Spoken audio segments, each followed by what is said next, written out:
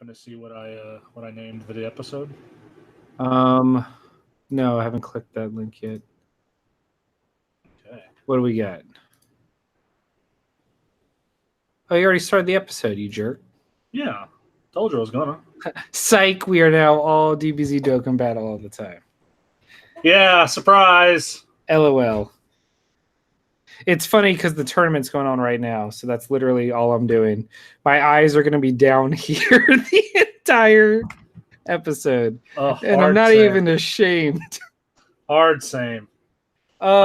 Should we even do an episode? Like, this just seems unnecessary. Well, I don't know. I mean, we could do a short episode.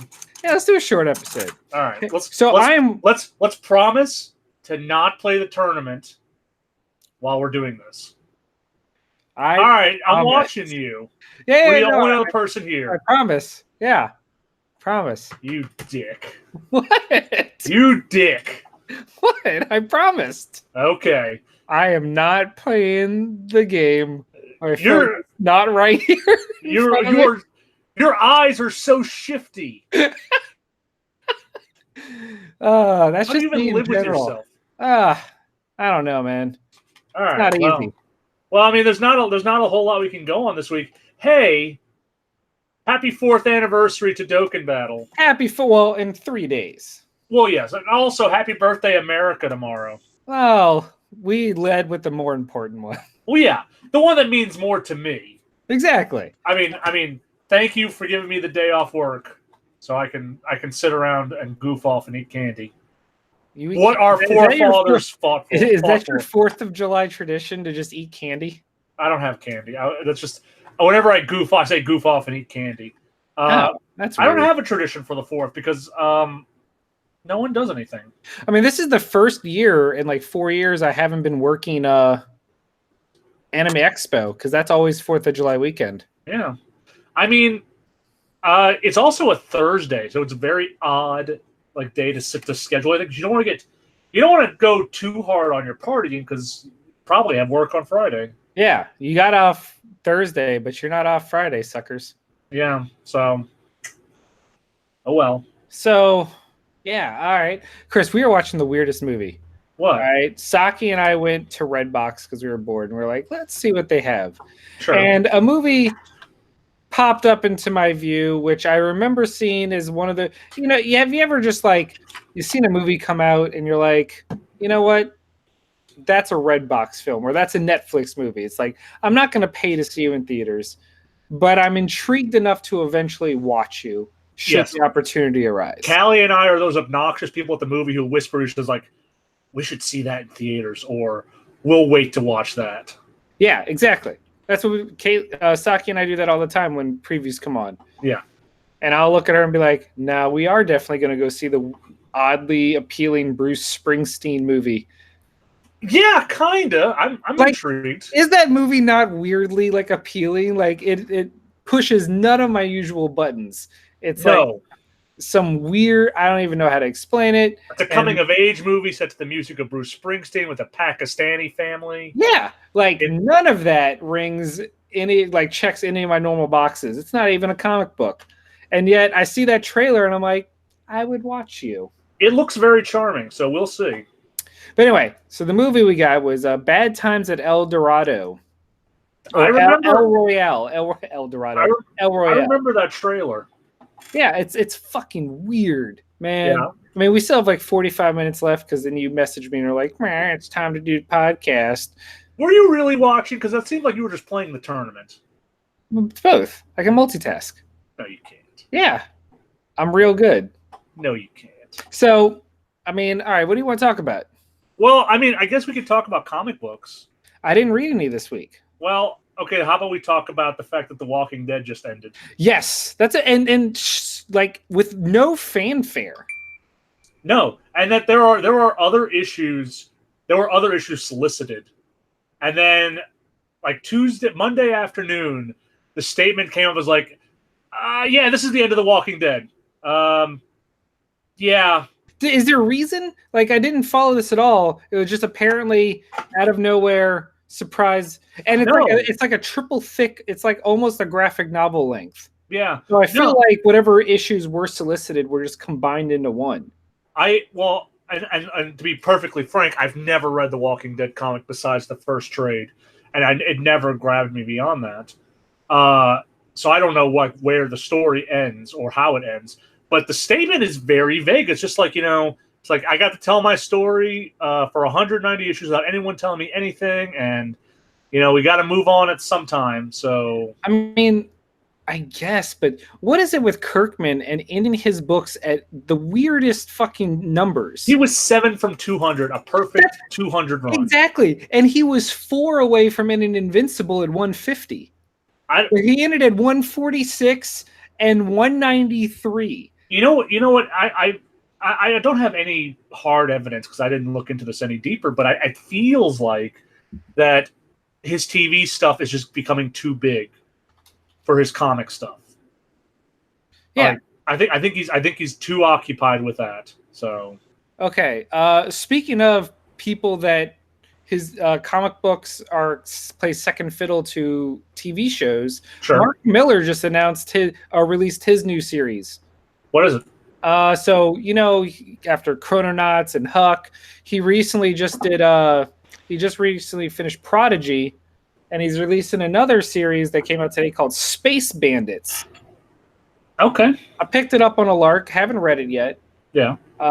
It's sitting over there. Yeah. But Mark Millar I can always at least count on his books to be inventive and interesting and never outstay their welcome. Like he's been ever since Chrononauts, he's been sticking to the 6 issues or less format and then moving on. Yeah. And we've said it on the show in the past, but when he doesn't fall into his bad habits of gross out humor, anal sex, and whatever else he puts in his books, when he sticks to actual comic stuff, it's really good. Yeah. So Space Bandits looks to be continuing that thing of him writing pilots for his shows. I pulled up an article from Vanity Fair about the ending of Walking Dead. Keep talking. I'm going to try and figure out what happened. You know what I liked. I read today and I really enjoyed was the Lois Lane maxi series from Greg Rucka. My comic book store did not get them. They were all damaged from Diamond, so I can't read it yet, and I'm very sad. Here's what I will say as a brief review: if you've read Greg Rucka's work, it's exactly what you want from it. Oh, that makes me so happy. It's a strong female character in a shadowy journalism, espionage kind of world. Renee Montoya's there. Now, question. Yes. Is this based on the current Leviathan series coming out, or is it a standalone Greg Rucka Lois Lane story? Because Lois Lane's been such a focal point of the Leviathan event going on by Bendis. Yes. That I didn't know if that's why this was being tied. It's hard to say because the overall plot is investigating a Russian journalist who's killed and something about kids being separated from parents. So it's very ripped from the headlines. But there's a scene with her and Superman where Superman is like, are we ever going to talk about what happened while you were with John in space? So It's kind of tied into current continuity. Leviathan's not really mentioned unless it shows up later. Okay. So I don't know. I just assume it's just going to be a little out. Interesting. Like a weird detour. Hey, by the way. Yeah. Completely unrelated to what you're saying, but I had it pulled up. So this year is the 50th anniversary of San Diego Comic-Con. Wow, really? Yeah, it's I just got my press pass in the mail. And it came in a box with a big 50. That's nice. I didn't realize it was the 50th. Yeah, it's a big deal. So anyway, they've changed up how they're doing shopping at Comic-Con. Oh. And now I don't know if it's the first year they've done it or not, because it's been about 3-ish years since I've been able to go. Sure. But now you sign up ahead of time. They've got something called the Online Exclusives Portal, and anything. So people like Funko and Hasbro and Mattel and Bluefin, all these places that normally have lines stretching out the whatever for toys, you now have to sign up ahead of time. And it's not a guarantee that you'll get it. What you do is for every day you're registered, you get a certain amount of tickets that you Mhm. can then redeem to hope for a pass for that day to buy something. And if you don't have that pass, you cannot even get in the line. That's And DC is also part of it. DC Comics, if for their biggest creators, Todd McFarlane, the Greg Capullo, Scott Snyder, and then Tom King and Mitch Gerrits from Mr. yeah. Miracle. Those 3 signings are also sign up only, and you can't like have multiples of the same type. So like, let's say I signed up for Bluefin because they're the people that make the Dragon Ball figures. Sure. And they're releasing 6 Comic-Con exclusive figures. And I really like the look of that Goku Rose and Super Saiyan Blue Gogeta. Well, even if I get in one of the days, I'm only allowed one. You cannot physically buy them all. And I guess that's their way to like keep lines small and keep it fair. Also, Chris, there is an absolutely gorgeous metal die-cast Gundam figure. Ooh, send it to me. Holy shoot, son. It's so friggin' good. I have not been to Comic-Con longer than you have not been to Comic-Con. I know, I miss you already. And the last time I was there, I recall that the Mattel booth in particular was looped around itself about 3 or 4 times. That is correct. So on the one hand, I like the kind of narrowing it down for people to get a shot to get in. I'm not sure how I feel about the 1 item per person thing. Well, we'll see how that works out. All I know is I've signed up and I still haven't heard if I've been approved for anything. Right. See, I've got a my interest list and I've submitted for Funko because they've got a whole slew of exclusive Disney Funkos, and one of them is is little child Carl and Ellie from Up. Yeah. As a double pack. So that was like really cute, and I'm like, I'll give that a shot. I'll strive for that one. Right. And then I've signed up for the Dragon Ball ones. I've signed up for the Tom King signing and the Scott Snyder signing. Yeah. Oh, and that changed. Which one? My signing went from Greg Capullo and Scott Snyder to just Greg Capullo. Well, what day are you trying to get Scott Snyder? Because he's only there for a couple of days. I signed up when I signed up. It was both of them. It was for Thursday. Okay, because he had a new child recently. I mean, that explains it. But like just recently, as of yesterday, that was what it was. Weird, right? Well, I don't know anything. So, but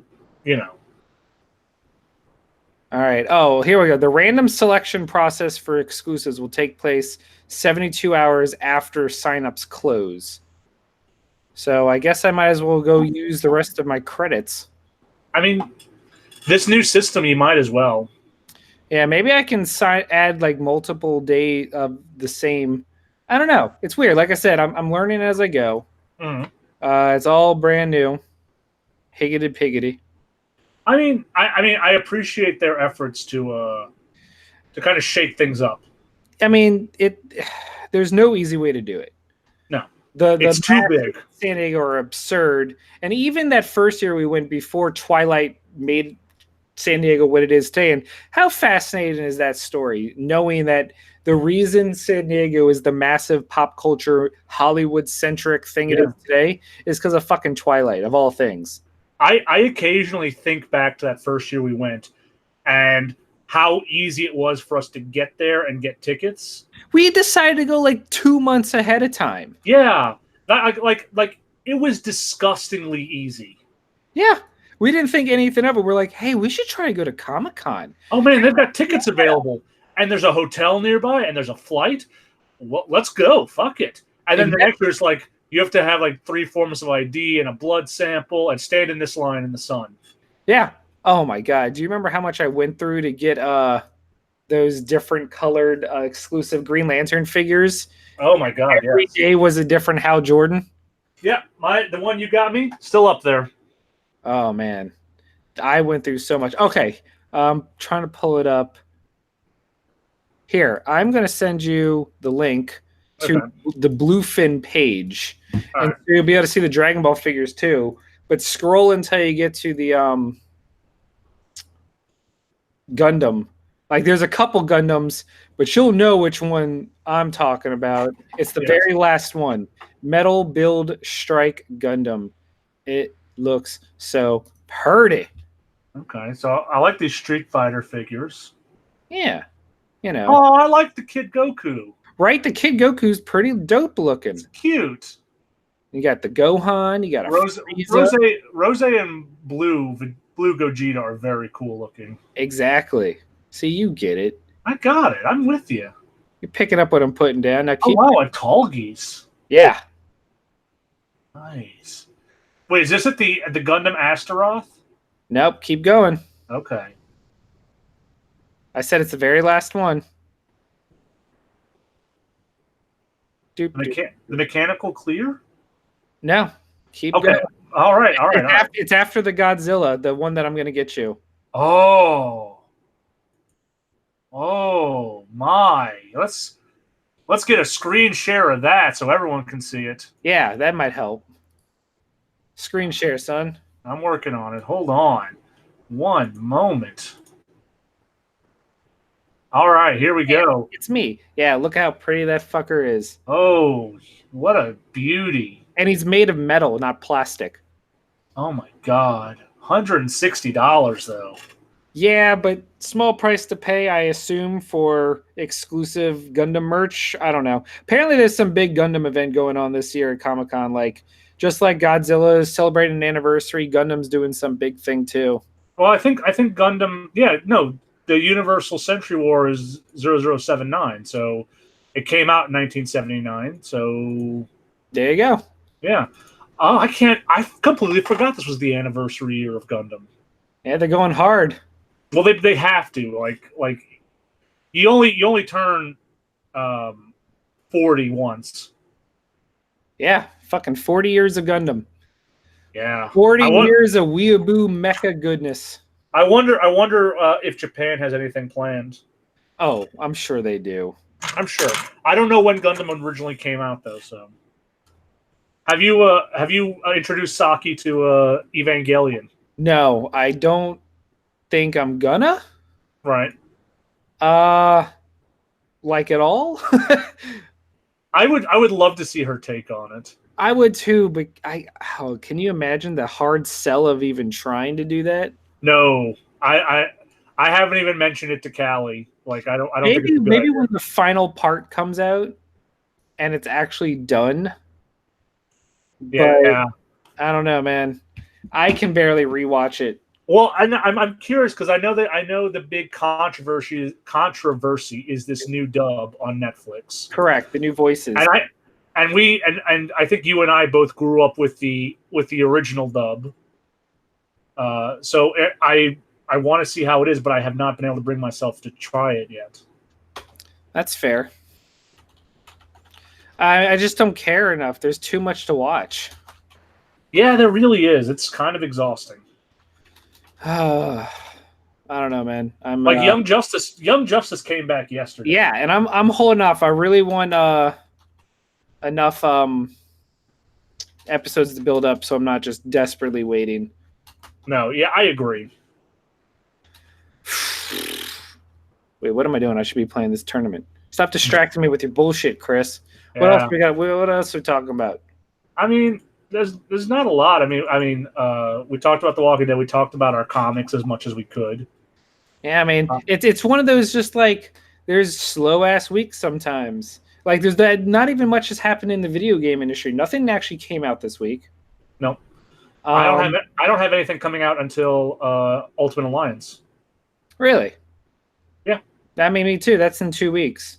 Yeah. So I got some time to work on my backlog and get some achievements and stuff like that. I mean, that's why I'm watching or playing Batman. Yeah, so I guess we could talk about what we've been playing. I finished Bloodstained a couple of days ago. Bloodstained. Which I think is excellent on all fronts. And at $40 is kind of a steal. Yeah, I think so. I agree. I'm curious about their 12 DLCs that they're coming out with. I wonder how substantial they'll be with 12 of them coming out, you know? Like, it's I just going to be like weapon packs. Who knows? I'm curious, but you know, I'm pleased with it as it currently. Well, that's good. Did I lose you? Chris? I have no sound from you.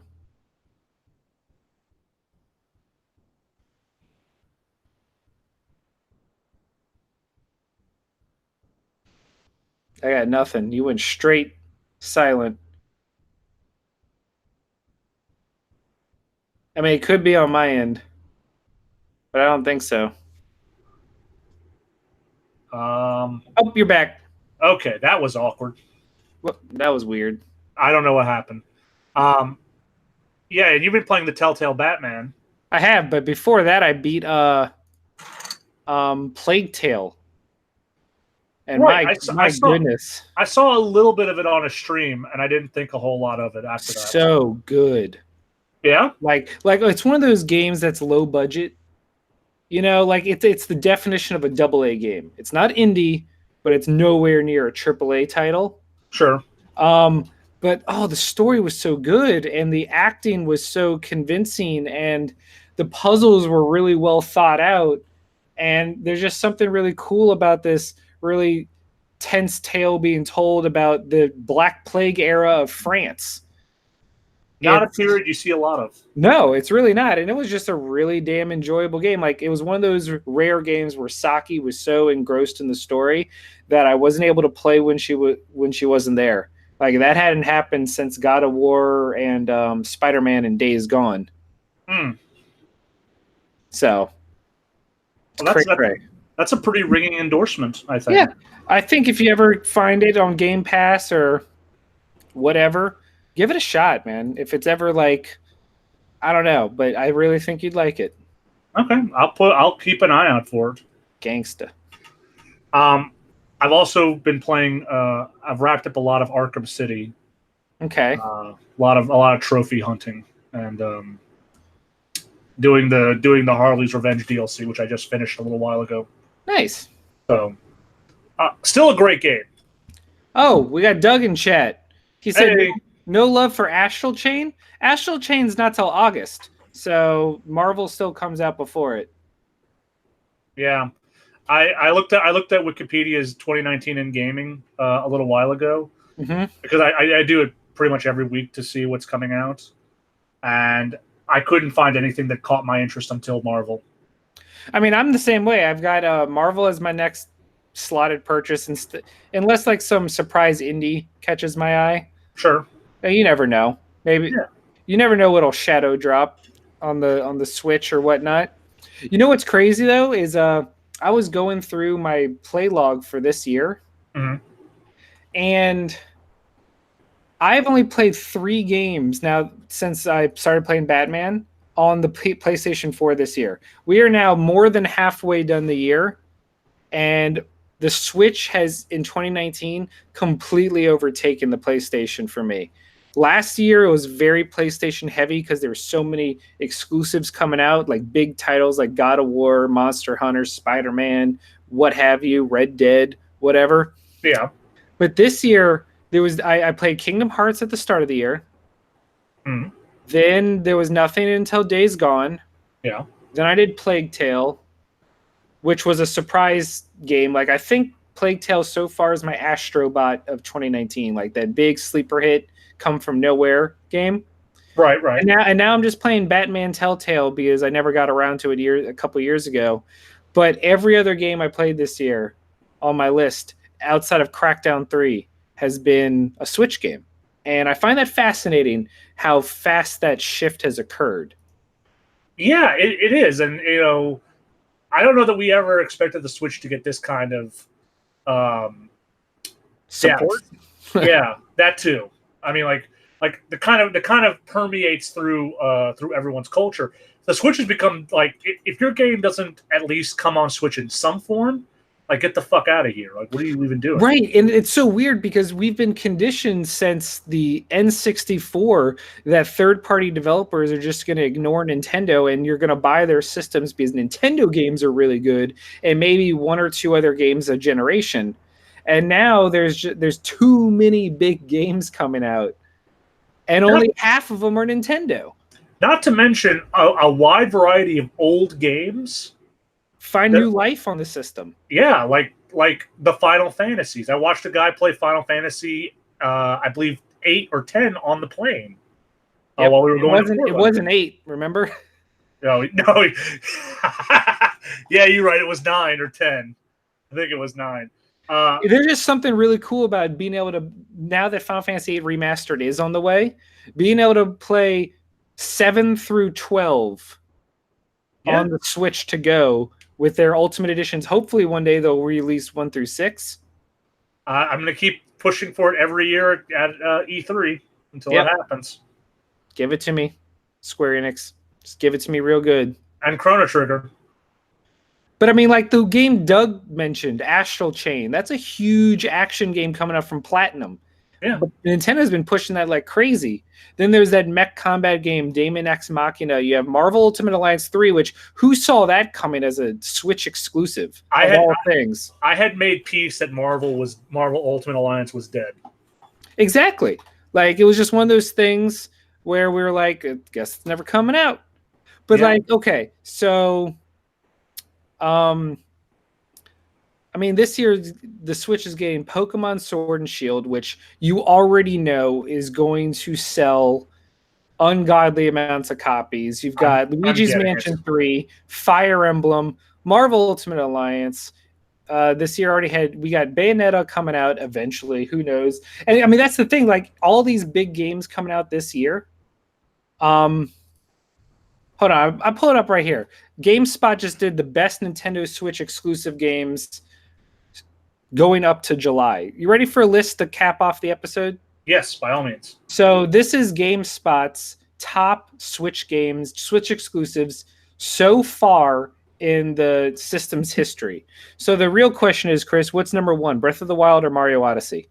Oh, shit. I would give it to Mario Odyssey, but it's probably Breath of the Wild. I would give it to Mario Odyssey as well, but I would be shocked if it wasn't Breath of the Wild. So here we go. First up, Cadence of Hyrule. Interesting. Now, I don't actually know if this is in any particular order, but I do know Cadence is that it's notable because it's made by the Crypt of the Necrodancer people. Yeah. So it marks the very first time Nintendo has lent out their IP to a third party since the Philips CDI Zelda games. Well, it's going way better than that did. Yeah, it's crazy. Like, and the thing is, it's not even like a AAA game. This is an indie team that they picked. Like, it's kind of mind-boggling and makes you really wonder. Like, I kind of want to do a segment where we try and think of our dream indie partnerships for Nintendo IP. Like, pick an indie company you love, like a game that they made, and be like, what Nintendo property do you want them to tackle? I think that would be a fun idea. Anyway, next up, Yoshi. Okay. Yoshi's Crafted World. Tetris 99. Yeah, very popular. We got Smash Brothers, of course. Captain Toad Treasure Tracker. Very charming. Donkey Kong Country Tropical Freeze. I'm told it's good. Golf Story. Got it. I had a lot of fun with Golf Story. A fucking golf RPG. I really wanted to play it, and it's just been pushed back and back and back. Hyrule Warriors. Okay. Kirby Star Allies. Sure. Fucking Mario Rabbids Kingdom Battle. You damn right. You will stand for that game forever. I will. I was so hoping we would get a sequel announced this year, but we didn't. Mario Kart 8 Deluxe. Octopath Traveler. Well, yeah. Splatoon 2. Mario Odyssey. Love it. West of Loathing. One of the games I beat this year. One of the best games I've played. I'm not sure what that is. It's a phenomenal indie RPG game that takes place in the Wild West. It's all drawn with stick figures. Oh, I like that. It's an RPG, and it might be one of the most laugh out loud games The humor in this game is so fucking good, Chris. The flavor text of everything. You just want to like interact with everything to read what the game's gonna say. I like that. It's phenomenal. And it's super cheap. Into the Breach, The Messenger. I definitely agree with that. Yeah. Diablo 3, Wow. Pokemon Let's Go. They actually didn't have Breath of the Wild on this list. It must have been like, obviously, because Breath of the Wild was a Wii U game. I just read the disclaimer. That's why it doesn't count. It was on the Wii U. Okay. There we go. I mean, that's all I got for today. I don't know, man. It's been a weird. Yeah. So everyone go celebrate the 4th of July, eat hot dogs. This was a truncated episode. We just remember soon it's going to be Matthew over at San Diego giving out sakis to comic book artists. And so that's you damn well know that's going to be a major episode. That's in 2 weeks. 2 weeks. In 2 weeks, you'll have a diamond. Well, we'll see. And celebrate America. And remember to make your pulls on Dokkan. And also remember, practice proper fireworks safety tips. Yes. Listen to Matt. He's an expert. It's true. I have these thumbs transplanted. Yeah, it was really sad what we did to that hobo. What you got to do? All right, everyone. We'll see you next week. Bye.